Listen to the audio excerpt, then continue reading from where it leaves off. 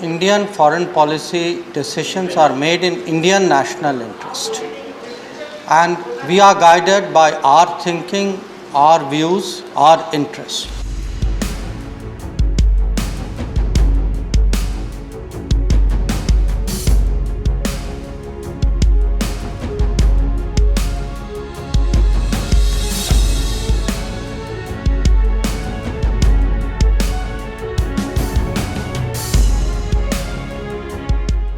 Indian foreign policy decisions are made in Indian national interest, and we are guided by our thinking, our views, our interests.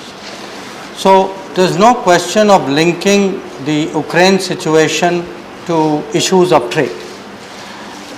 Where our own position on Ukraine is concerned, it is very clear, sir. It is based on 6 principles.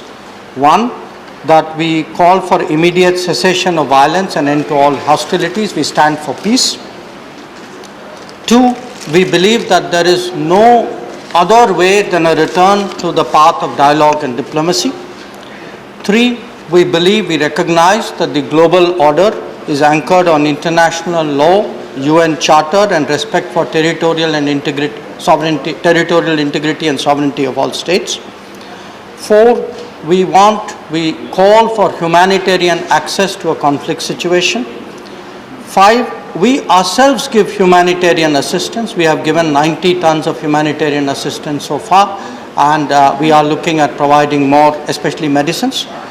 And 6, we are in touch with the leadership of both the Russian Federation and Ukraine on this matter. The Prime Minister himself has spoken to the presidents of both countries. I have mentioned it in my answer, but it was also in my statement which I gave before the House.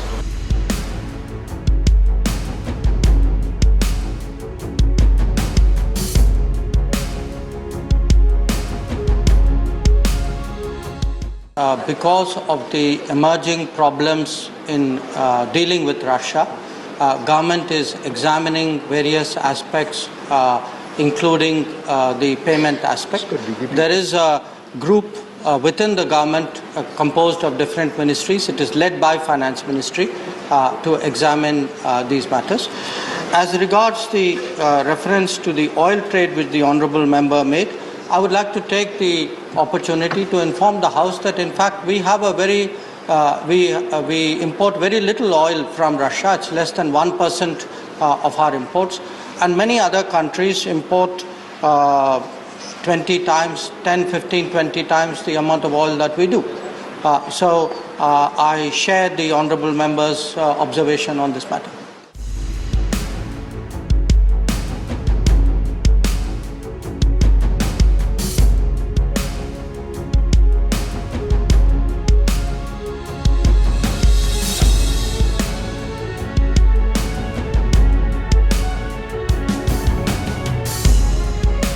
In fact, our position is not that this is not our problem. Our position is that we are for peace. That when the Prime Minister spoke to President Putin 3 times, when he spoke to President Zelensky twice, the intent of it, obviously at that time the evacuation of students was a very big issue.